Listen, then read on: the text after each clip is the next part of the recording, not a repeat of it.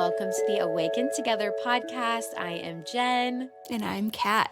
And today we are going to do a full moon episode breaking down both the full and new moon and what a ceremony looks like. So, we've mentioned this kind of in a couple episodes because I am very passionate about my moon ceremonies. And we mentioned just the importance of using the new and full moon as kind of periodic check ins for yourself instead of necessarily setting a full New Year's intention, using the moon's already energetic qualities to break down intentions, goals, checking in with what you need to release. So, we're just going to do a nice deep dive for you of what that looks like, how to start this ceremony if you've never done that practice in your spiritual life, and break down for you what you should look out for, what you should tune into, and how you should set yourself up for using the new and full moons for your benefit. Yeah, I love this topic because it really makes me feel like I'm in tune with my witchy side. Absolutely. Yeah, right? It's just like whenever we pay attention to nature and the energetics behind it, we're able to bring to ourselves a greater understanding of what's going on with ourselves.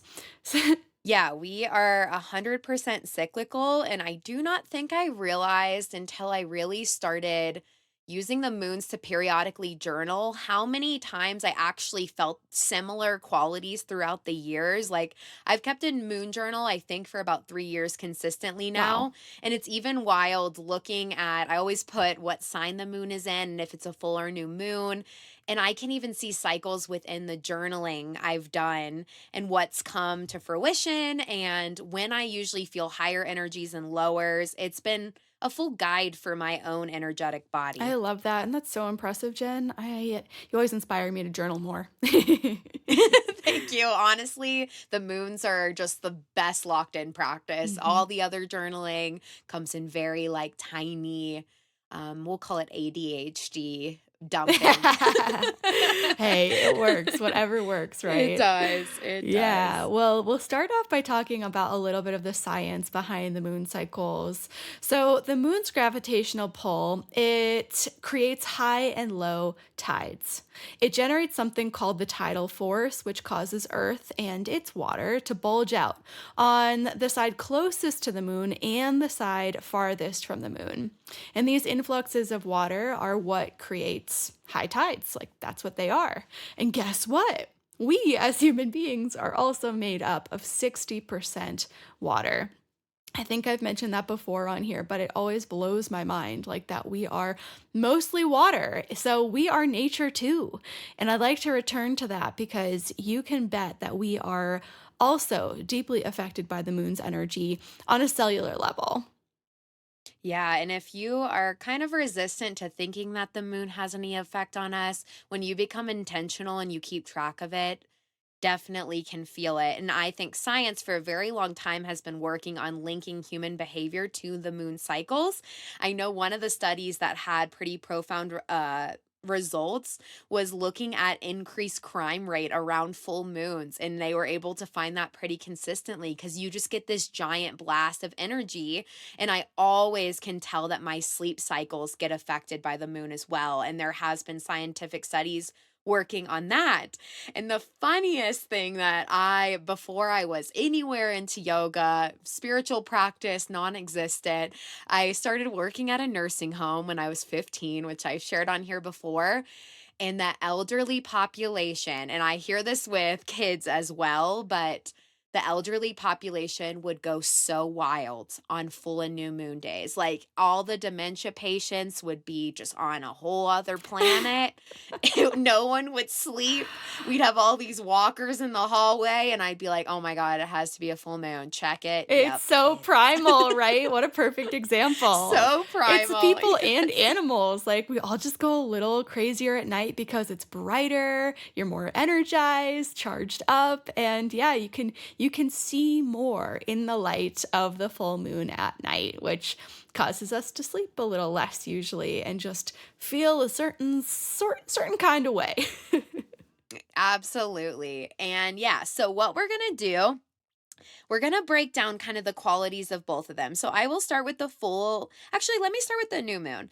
The new moon is very powerful for beginnings, and tapping into the energy can help us achieve our dreams, set intentions, and really achieve our desires with more ease. So, what you really want to do on the new moon is to think of it as a new beginning. It's like a new chapter is starting, and from new moon to new moon, you can set out like what you need to do for that next month, what you're focusing on, even larger picture beyond just that month. And then the full moon comes in about 2 weeks later, and that's kind of our check-in point. So the full moon is dedicated to our darker side. The full moon is a powerful energy for letting go of things, releasing any negative energy, and saying goodbye to the things that are no longer serving us. So you want to think of the full moon as being more reflective, trying to relax, release, cleanse, start over. And I always use my full moons to check in on how my new moon beginning of cycle is working and where I'm at the point of the full moon. So it's kind of that check-in point between new moon cycles, because the new moon is our starting point. Mhm. And and then I wanted to go over a little crystal information as well, and then we'll break down kind of what a entire ceremony looks like for both of them. But on crystal talk, so maybe you hear this on social media, Instagram, TikTok, but a lot of people will say charge your crystals on full and new moon days, which is just putting your crystals outside and letting them bathe in the moonlight. There is definitely kind of varied beliefs on this, but just getting your crystals outside and letting them sit in nature, I like to think of it as kind of a moon bath for them. Some people believe that you can put them out on new and full moons. Other people are very particular depending on what type of moon it is.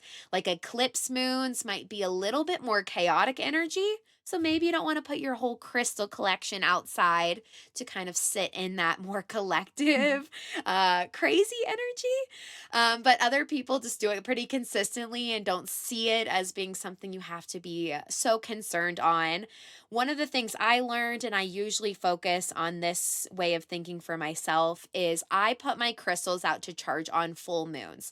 So, new moon is the start of an energy shift, it's a start of a new cycle. I usually sit with that new cycle for about the 2 weeks leading up to the full moon. And if I feel like I've had really good energy, I will put my crystals outside for that full moon. And then I spend the next 2 weeks until the next moon cycle meditating a little bit more with my crystals. I usually do Reiki on myself like the next couple days after I've given my crystals a fresh Yeah. a little fresh bath. And yeah, this is where it gets a lot more witchy and a lot more hippie, and I love it. Mhm. And I love charging my crystals. Me too. I'm due. My crystals are way due.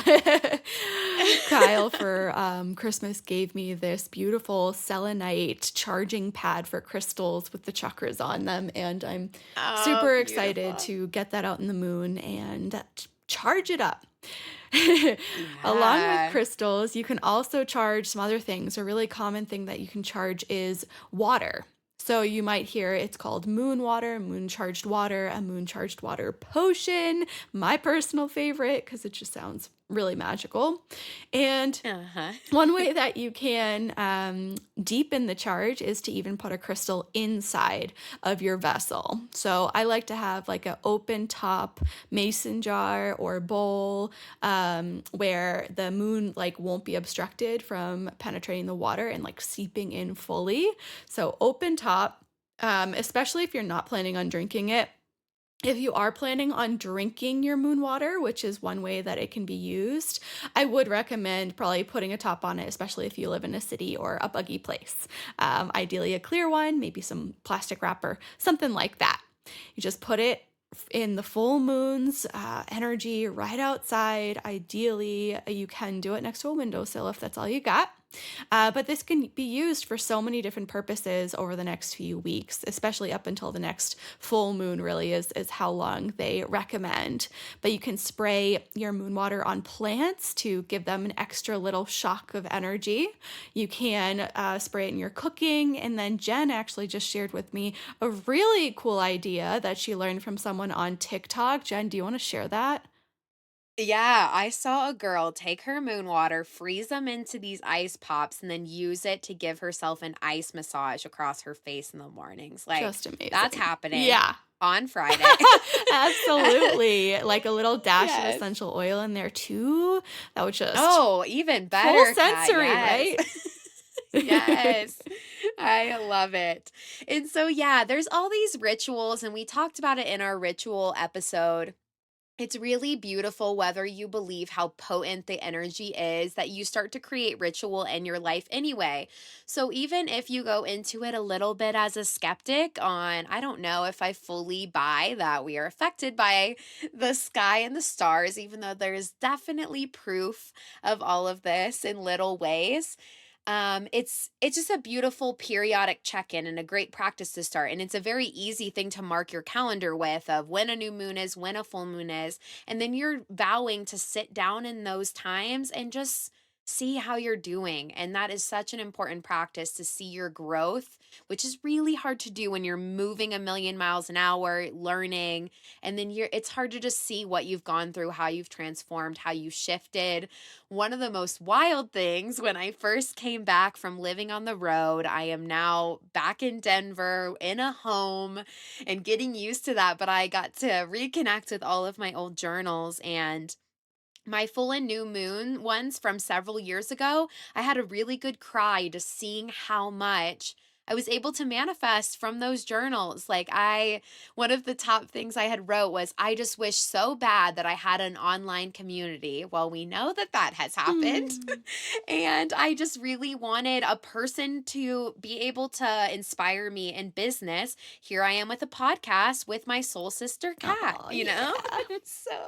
So happy. And so, yeah, it's beautiful just to see your list kind of checked off periodically and just to have something to refer back on for different periods of your life. Yeah. But let's go into ceremony and what it looks like. So, the very first thing I want to talk about is before you sit down and get into the zone to have whatever version of a ceremony looks like for you, I highly recommend starting by cleansing your space. And this is very important to do periodically. So, why not use the full and new moons as a time to remember? What I like to do is to take incense or sage and do counterclockwise circles along my own energy aura. And just to say a little prayer with that, like, may anything that is not serving me be released. Yeah, I let go of anything that has been holding me back and just sit with that. Let the smoke kind of clear the space for you. I like to do from the crown of my head, across my face, across my arms, down the center of my chest, under my feet, Mhm. even just to sit with that for a moment. And then I like to crack my windows open and do a full house cleanse. If you don't want to do a full house cleanse, you already have the door shut. You have your private space. You can do the room that you are in, but you just take the sage or the incense and do counterclockwise circles, either fully around the room a couple times or just circling the smoke counterclockwise, getting into the corners, getting across all of the walls with the windows open, and just say, you can say a prayer out loud or in your mind's eye that I ask that this space be reset and cleansed. I ask that anything be removed that is stagnant or not serving me. And once I've done a full clear, I will say a little thank you prayer. Thank you for this new energy reset. Thank you to the sage, or thank you to the incense. And then, yeah, just to give a little ceremony reset. Mhm. Then you're ready. Yes, Yeah. then the fun. Yeah. So for a new moon, a couple things that I like to do. I like to really just begin by pulling a card. That's like a personal thing for me because we know new moons are all about setting intentions and starting fresh, starting new, being open to what you're meant to receive and intentionally taking action on what you want more of in life. So pulling a card for me is a great way for me to tap into my one intuition by trusting that the card that I pull is the one that's most meant to me in the moment, and then reflecting on that. Like, how does this relate to my life? What is this encouraging me to do? What are my guides coming forth and validating for me? Beautiful. And yeah, I love the Moonology deck. I always whip that one out for my moon ceremonies, but that is perfect. Whatever cards you have, that's really fun. And if you do not have a deck of cards, another really fun way to just like get a message is to close your eyes and maybe pull up your music in your phone and ask for it to come via song. I do Yeah. that a lot of times too. I think that's a really fun way. Just maybe hear a deeper message. Maybe it just inspires your writing prompts. So we're sitting down, we've drawn a card. You want to get your space nice and cozy. I like to bring all of my crystals into my space. And if you already have a bit of a moon practice, always sit down and look at where you were the previous moon cycle. So if you're at a new moon, you want to check that last full moon and maybe check the previous new moon that you did and just kind of see what's happened, see what you need to adjust, see if maybe your priorities have completely shifted and that is okay. Reflect back if you're new to the practice, then just make sure you're writing down at the top what the date is, what moon it is, and I also really like to look at what sign the moon is in. So I have two apps I like to use. I've shared them, I think, on here before, but I have Moon Reader and I have Time Passages. Now, Moon Reader will tell you when the full and new moon is coming and what cycle the moon is in every single day. Time Passages will tell you what sign the moon is in each day if you want to kind of reflect on that as well. But looking at the astrology behind the full moon can be also really inspiring for what your journaling is going to be. If it's a full moon in Virgo, which we're having on the day this episode is released, you want to look at the qualities of Virgo. Like maybe that gets a little more emphasized. And I think that's very dependent off your chart, but it's a good read to just check in and see if maybe I'm feeling this one a little bit more and this is the sign it's in. And when you start into your journaling, you have that as a reference point, and then maybe the following year when that same moon comes around, you can even look back to where you were the last moon. Does that make It sure sense? does. Yeah. I mean, Yeah, considering how many new and full moons we have each year, just consider if this isn't a practice that you do at all right now, and then think about if you are to adopt something like this into your practice. Most people, common people, just do it once a year and then maybe at the end of the year. And how much more power can this give you if you're doing this just so much more often? I truly believe that's a big reason of why, like you, like me, like many people out there who have embodied these rituals are able to really just feel aligned with the life they lead because they're making these changes absolutely. and bringing intentionality to it every month. Yeah, absolutely.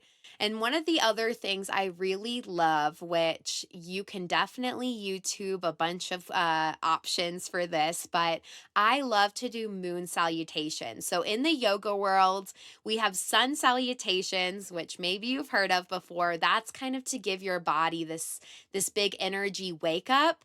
Moon salutations have a little bit of a different energetic effect. You're doing a lot of turning around the mat, you have to move a little slower and it's a little bit disorienting because you kind of move around, but you do it in a slow, intentional way and it kind of has this more passive energy to it.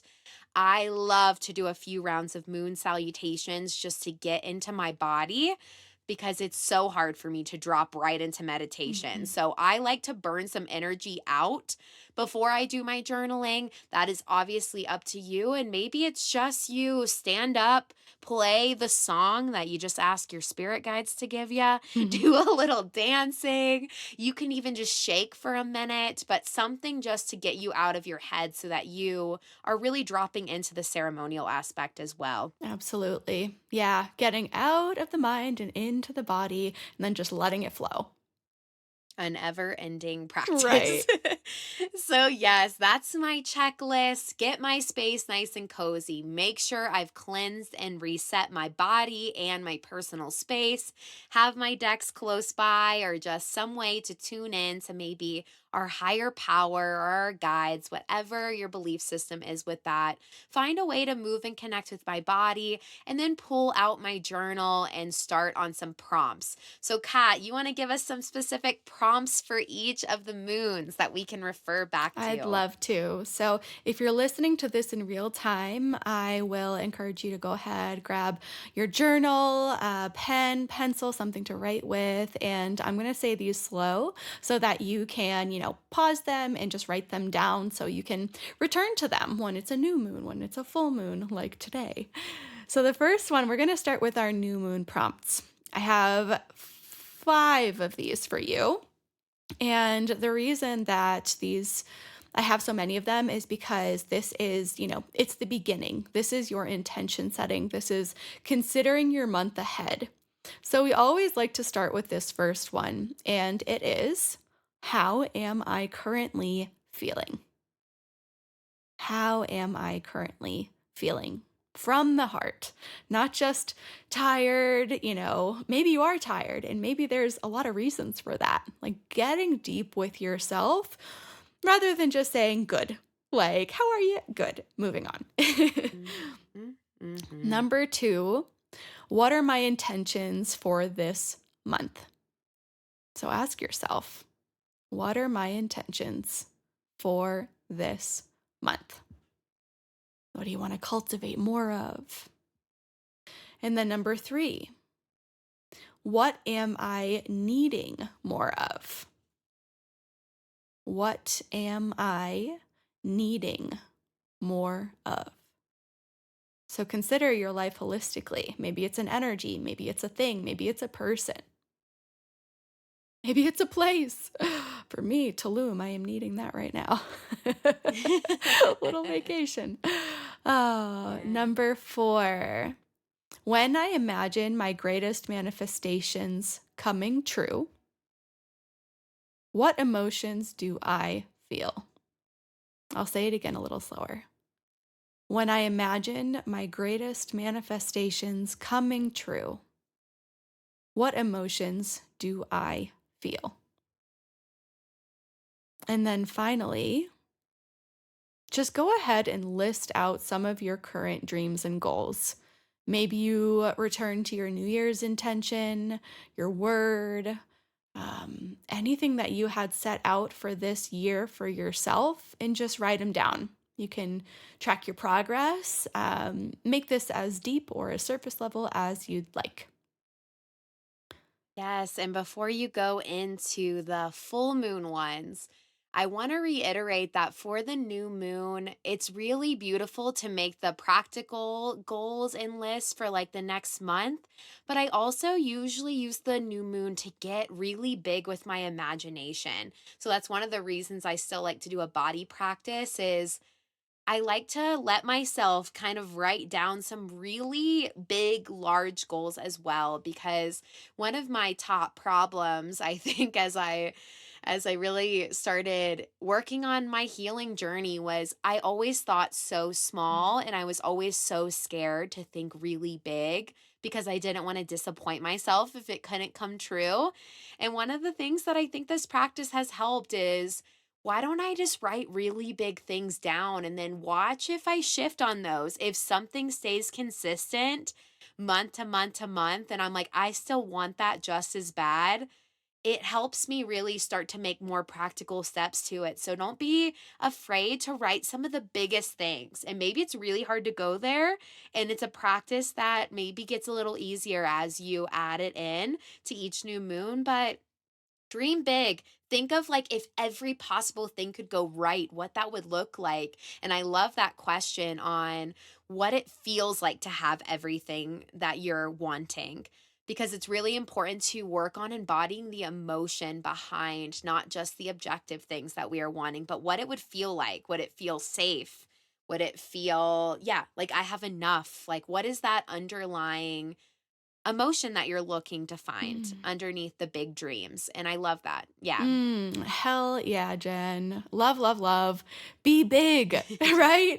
It's like sometimes we get in our own ways and we stop ourselves from dreaming big because it's embarrassing, or yeah, we're afraid that we'll fail. But this is your time. This is your journal. No one's gonna see what you write except for you, unless you start telling people, which is actually the next step of manifestation, is putting it out there Yeah. into the universe. So go big, go big. I love it. So Love then it. moving into our full moon prompts. This is the time to reflect and go back to your prompts that you set for the new moon of that same month and check it out. Like, what did you do? That thing that you said you needed more of, did you give yourself that? Did you stay true to your intentions for the month? And how? And how are you on the journey towards your greatest manifestations, your dreams, your goals? What's that looking like? What's that feeling like? So we have three prompts. Yeah. The first one is, how am I currently feeling? Just like before, tuning into yourself, to your heart. How am I currently feeling? The second one now, it's, what do I need to let go of? What do I need to let go of? What are you releasing? What's no longer serving you in this space that you're just ready to part with? And then finally, the third one, it's, what has been holding me back? What has been holding me back? Again, it could be a person, it could be a principle. Just considering that. And then when it becomes time to look forward, see what you learned from all of this. So you can use that information to make your situation better, even in a small way. But these things add up, don't they? Yeah, yes. And thank you for those prompts. I love it. And yeah, if you don't have much of a self care practice, I also think this is a really, if you have a family or you're really busy, just saying, like, I need a little bit of time on these specific days of the month. I love taking baths on full and new moon so I can just kind of like hone in on myself. It can even just be even more of a self care ritual where you, yeah, give yourself like a home little spa day or something, something where you're really checking in with your energy body and you're letting it have a little bit of reset, because on the new and full moons, I usually feel a lot of energy. I am very sensitive to the moons, and I usually already have kind of a more anxious temperament. So if I don't do some stuff to wind myself down and calm down, before I had this kind of intentional practice, I really felt kind of an anxious energy, usually days before and days after, because it was already shifting in my body. I was just trying to blame it on other stuff or, Mm. just not thinking of it. But yeah, use it as a self care practice, if anything, as well. And yeah, add in anything that kind of works for you in addition to what we've shared with you. Yeah, love a good bath, connecting with that water, just treating yourself really well, nourishing, and yeah, maybe even getting together with some friends and seeing what they do, just making it more of a conversation, more of a presence. Oh, that's such a good point to make too. Like looking in your area for moon ceremonies, like they are definitely out there and happening. Like, Yeah. and I love it. I started going to, yeah, that was how I first even got into it. And I remember my first moon ceremony. I was like, oh no, is this like too witchy? Like, this was still so early on in the healing days. I'm like, should I be doing this? Like, I don't know. Still had so much work to That do, religious but yeah, trauma they slipping in. the religious trauma coming up. Oh. Yeah, it's come so far since Mhm. that. But yeah, you can search in your area, like what's going on, maybe using it as a time for even community, not just by yourself, but maybe that becomes your goal instead of finding that self-care alone time. Maybe it's your chance to get out and find a community circle that does this. I guarantee there's more out there than you probably think. And there's a lot of virtual options now as well for that. Absolutely. It's something that I'm looking to do more of in the future myself. Yeah, I pop on TikTok a lot for him, but no promises, but I am on. And yeah, me and Kat have done a few virtual ones too. So always be on the lookout. And with that, we wanted to just remind you that the reviews really help. So if you can go on Spotify or Apple, wherever you listen to our podcast, and give it a review, that really helps to boost us. We have a lot of exciting things coming in the month of April. So follow along at the Awaken Together podcast Instagram. And remember that our doors are always open for questions. Absolutely. We love to hear from you. We have some really amazing guest speakers coming up, so stay tuned. So Lots to exciting. share. Thanks, Thank everybody. you, Thanks, Kat. Jen. We'll see you next time. Bye.